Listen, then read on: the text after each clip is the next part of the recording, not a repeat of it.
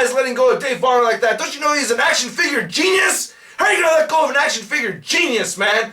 Hey, what's up, you guys? ShartimusPrime here doing another Marvel Legends story review on the Marvel Legends Constrictor from the Terrax Wave. Oh my god, really stoked to have this guy. I remember seeing him out there on the display thingy back in 2009 WonderCon, and they never released it until 2012. It's like, holy shit, that's so long. And I think this guy is pretty damn awesome.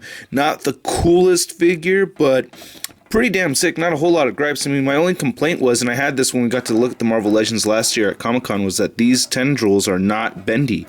And as Dwight Stahl, I was like, hey Dwight, how come they're not bendy, man? That'd be so badass if they're bendy. And he said that they weren't thick enough, that the design for them wasn't thick enough so that they could fit a bendy wire in there.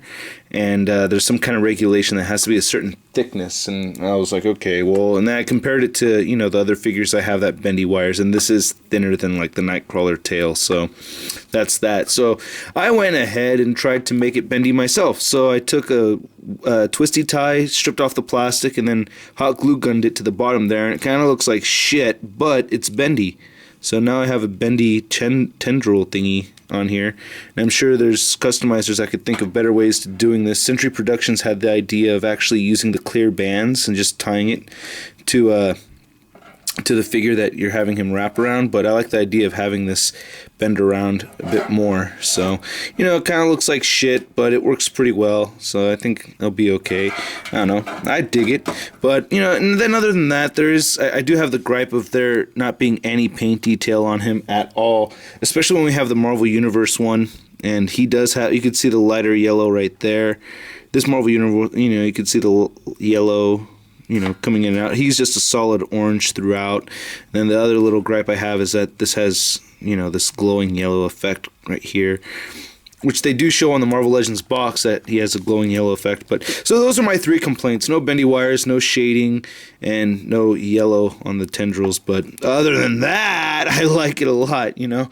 Damn, I know how to complain. It's what I do. But the head sculpt on this guy is really, really badass. I mean, there's nothing bad to say about this. This is fantastic.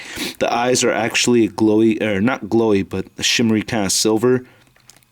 Just fucking sick. And I love how the top of his head is sculpted on here. The Marvel Universe one, the head is not sculpted up at the top right there. It's just painted on. Yeah, there's that little guy. Yeah, you can't really see, but yeah. So you can see that's sculpted on there, elevated. You can see the ears popping out to the side, and the teeth. Actually, I don't know what it is. This face is just so cool. Like seeing the teeth in there and everything. And at first I thought this was a remake of the Marvel Universe one, but he's frowning down and, you know, he's smiling. I like this dark blue color, very nice. And these have the sculpted rivets in there. And same thing with this right here. So this is pretty cool. I mean, so other than that, you know, the paint apps aren't really very much there, but other than that, he's cool. And this is the bullseye body. This has been brought up before about the belt, and you know, I don't know a whole lot about Constrictor wearing a belt or not, but that's not a big deal to me at all. I don't know how the English accent came in, but his head looks up very, very far, moves down pretty damn well, side to side. I really love this as a base body. He's got the armpit joint, ball jointed shoulders, biceps, and then bicep swivel, double jointed elbows, and he moves side to side at the forearm right there. Awesome ab crunch, waist swivel, the wide jointed thing, so you have to rotate if you want to kick him forward and shit. Thigh swivel, double jointed knees, rotation at the calf, ankle moves up and down, side to side, and no pinche ankle pivot at all. But we do have a lot more of that ankle pivot in Wave 2, which I'm really stoked about. And oh yeah, I also want to give a big thank you to Rick Dominguez for hooking me up with that DCPI code. Wanted to thank him again, or else I wouldn't have been able to get this figure. So link to his channel is at the. So that's my review, guys, and I'll catch you later. Peace.